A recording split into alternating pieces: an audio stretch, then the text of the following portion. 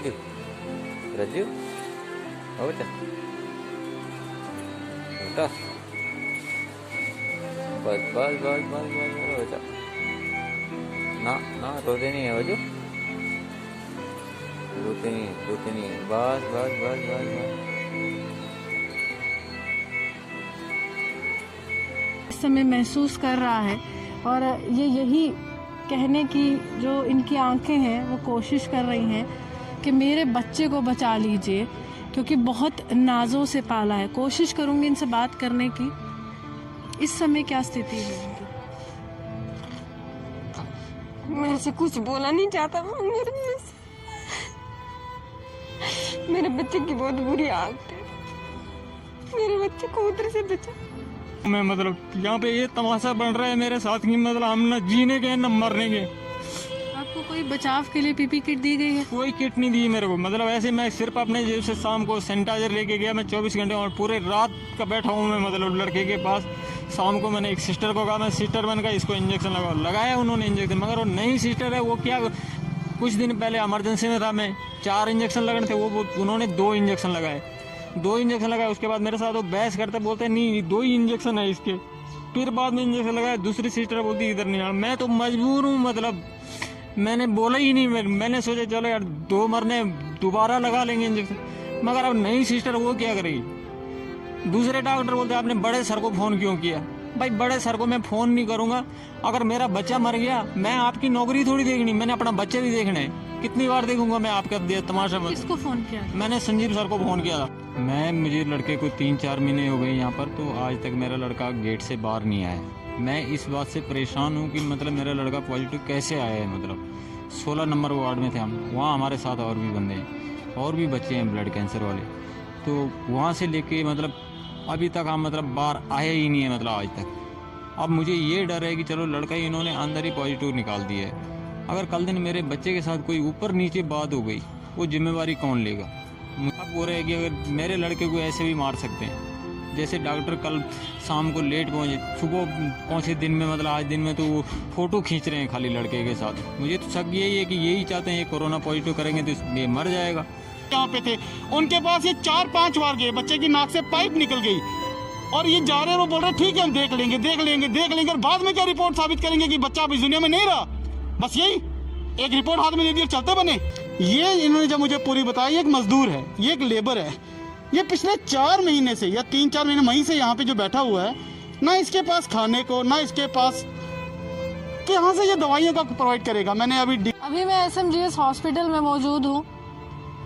आज कहीं ना कहीं मेरे पास शब्द नहीं है, क्योंकि एक माँ बेबस है मेरे सामने, एक पिता बेबस है, और किस तरह से बेबसी का आलम है कि 3 महीने से संघर्ष कर रहे हैं ताकि उनका जो प्यारा सा बेटा है वो बच सके। यहाँ पर उसको लाया जाता है, ब्लड कैंसर होता है, उसके बाद इलाज होता है, लेकिन जब कोविड टेस्ट होता है तो उसके बाद वो बच्चा जो है वो पॉजिटिव आता है। लेकिन उसके बाद किस तरह से इनको संघर्ष करना पड़ रहा है, किस तरह से इनको यहाँ पर भेदभाव का शिकार होना पड़ रहा है, इन्हीं की ज़ुबानी से जानेंगे कि किस तरह से अभी इनको लग रहा है कि इनकी जान भी खतरे में है, क्योंकि इनका बेटा कोविड पॉजिटिव है। लेकिन इनको जब ये संपर्क में आते हैं तो कोई भी पीपी किट प्रोवाइड नहीं की जाती है, कोई उस तरह से बचाव नहीं किया जाता है, और आगे जाकर ये जब बाहर दवाई लेने जाते हैं तो ये भी बहुत लोगों के संपर्क में आते हैं। लेकिन फ़िलहाल बेबसी इस कदर है कि परिवार में कोई और नहीं है जो बच्चे की देखभाल कर सके। इनसे जानने की कोशिश करेंगे। क्या नाम है सर आपका? मेरा नाम सुरमचंद। क्या हुआ, क्या था यहाँ पे? मुझे मैक्सिमम जो मेरा लड़का है, मुझे यहाँ पे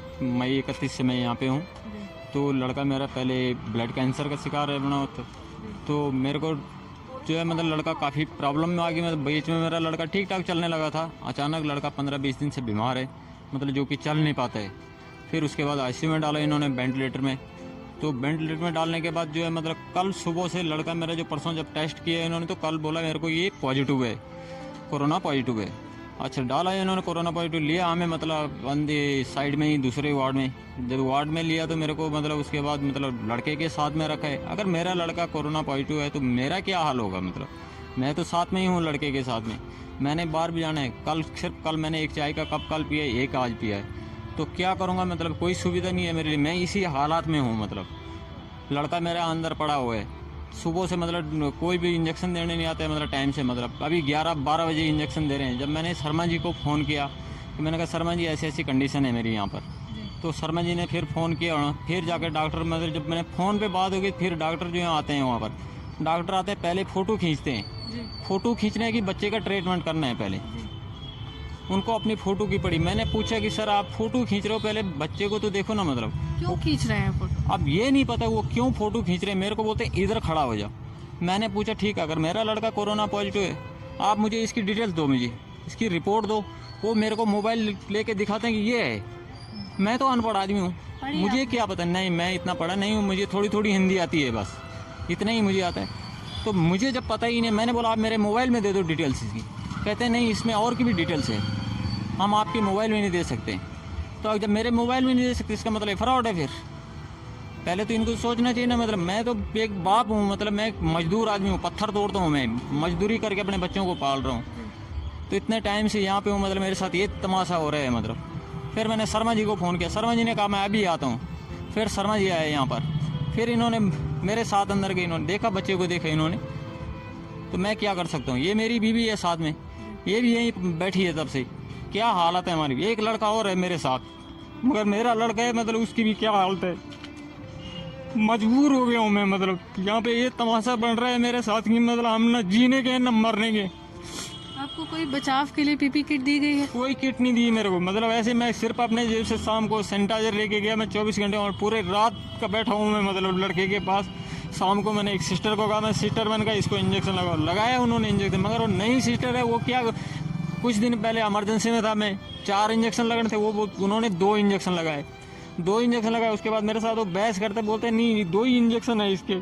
फिर बाद में इंजेक्शन लगाया, दूसरी सिस्टर बोलती इधर नहीं आना। मैं तो मजबूर हूँ, मतलब मैंने बोला ही नहीं। मैंने सोचा चलो यार 2 मरने दोबारा लगा लेंगे इंजेक्शन, मगर अब नई सिस्टर वो क्या करेगी। दूसरे डॉक्टर बोलते आपने बड़े सर को फ़ोन क्यों किया। भाई बड़े सर को मैं फ़ोन नहीं करूँगा, अगर मेरा बच्चा मर गया मैं आपकी नौकरी थोड़ी देखनी, मैंने अपना बच्चे भी देखना है। कितनी बार देखूंगा मैं आपका तमाशा। किसको फ़ोन किया? मैंने संजीव सर को फ़ोन किया था। क्या कहा उन्होंने? मैंने संजीव सर को कहा, मैंने कहा नई सिस्टर है, मैंने कहा। उन्होंने बोला पक्का पता है, मैंने कहा पक्का पता है सर।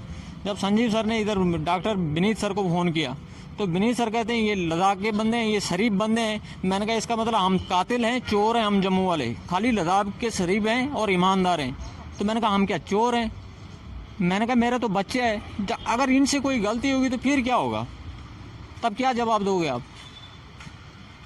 अब ये माँ है उस बच्चे की, अब अगर आंखों पे नज़र डालेंगे तो अभी भी आंखों में आंसू है।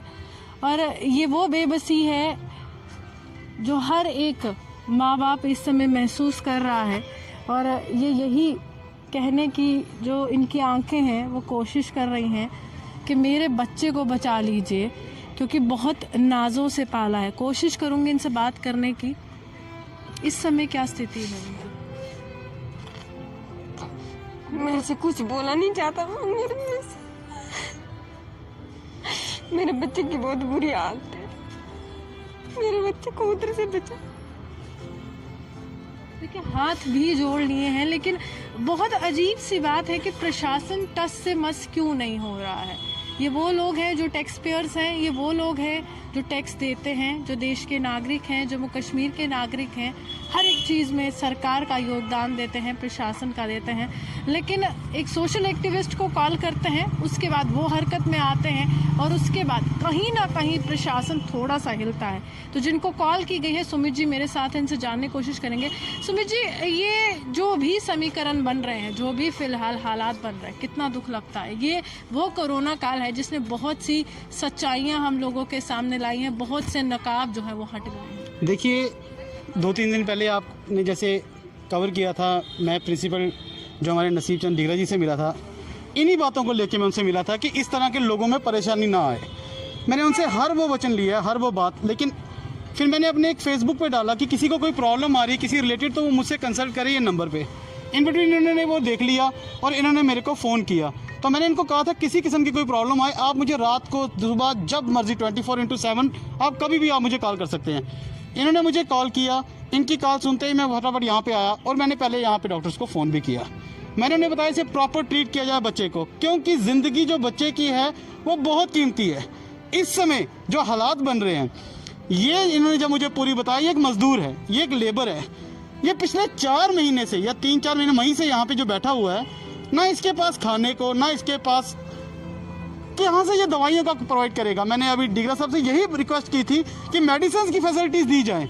अगर इसे फैसिलिटीज ही नहीं मिल रही हैं, क्या आश्वासन मिला था उससे? उन्होंने कहा था कि फैसिलिटीज वगैरह हम यहाँ पे प्रोवाइड कर रहे हैं बाहर से। मैंने कहा था सेंटर से आ रही है, बच्चों में मिलनी चाहिए, लेकिन जब इन्हें बाहर जाना पड़ रहा है, इवन इनका बच्चा कोरोना पॉजिटिव आया हुआ है, उनके तहत जो डॉक्टर्स ने यहाँ पे कहा, अगर आया हुआ तो इन्हें रिपोर्ट क्यों नहीं दी जा रही है?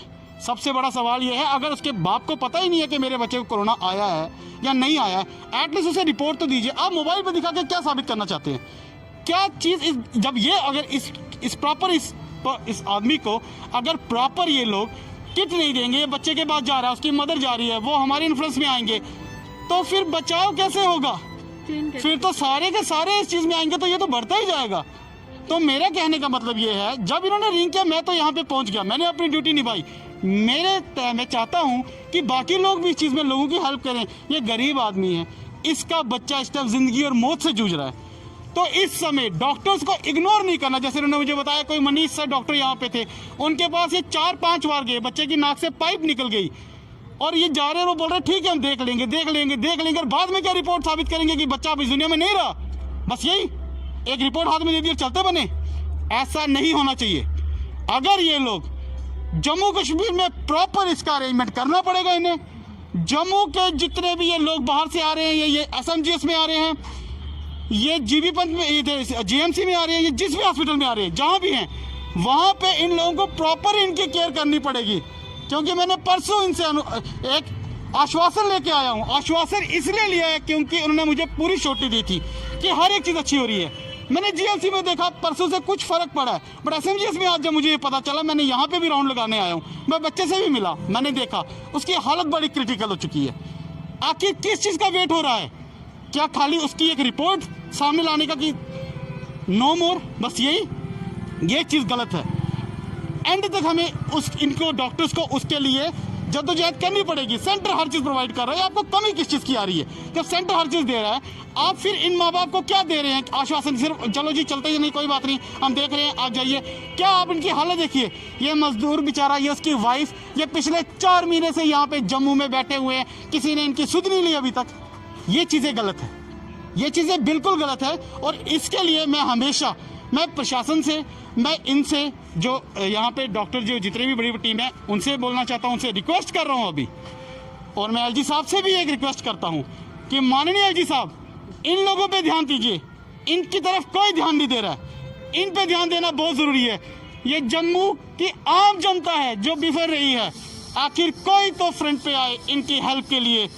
मेरा सरकार से मेरा सबसे अनुरोध है कि कृपया करके ऐसे लोगों को, और डॉक्टर्स को खासकर प्यार से रिक्वेस्ट कर रहे हैं, कोई कल को इशू बन गया तो फिर ये मसला बहुत बड़ा बनेगा। चलिए, साफ तौर पर ये वो माँ बाप हैं, बहुत नाजों से अपने बेटे को पाला होगा, लेकिन ब्लड कैंसर से जूझ रहे थे, ज़िंदगी और मौत की लड़ाई लड़ रहे थे। उसके बाद जब टेस्टिंग होती है तो वो कोविड पॉजिटिव डिक्लेयर होते हैं। लेकिन परिवार का स्पष्ट रूप से SMGS के प्रशासन पर यह आरोप है कि इनको उस तरह की PP किट्स प्रोवाइड नहीं की जा रही, क्योंकि ये भी संपर्क में आ रहे हैं और बाहर जाकर ये भी बहुत लोगों के संपर्क में जा रहे हैं, क्योंकि दवाइयाँ इन्होंने ही खरीदनी है। कोई भी परिवार का बड़ा शख्स इस समय मौजूद नहीं है। माँ की आंखों में आंसू हैं, वो बेबसी का आलम जो है वो देखने को मिल रहा है। शायद ही उन्होंने सोचा होगा कि इस तरह से हॉस्पिटल के चक्कर लगाते हुए इस तरह के आंसू उनके निकलेंगे कि संघर्ष की एक शुरुआत हो जाएगी। और इस समय के हालात अगर मैं कहूँ SMGS में इस प्रकार हैं कि ये कह रहे हैं कि मेरे बेटे को बचा लीजिए, क्योंकि मुझे और कुछ इससे ज़्यादा नहीं चाहिए। इसी के साथ वीडियो जर्नलिस्ट पारस के साथ मैं रूहानी आपसे विदा लेती हूँ। नमस्कार।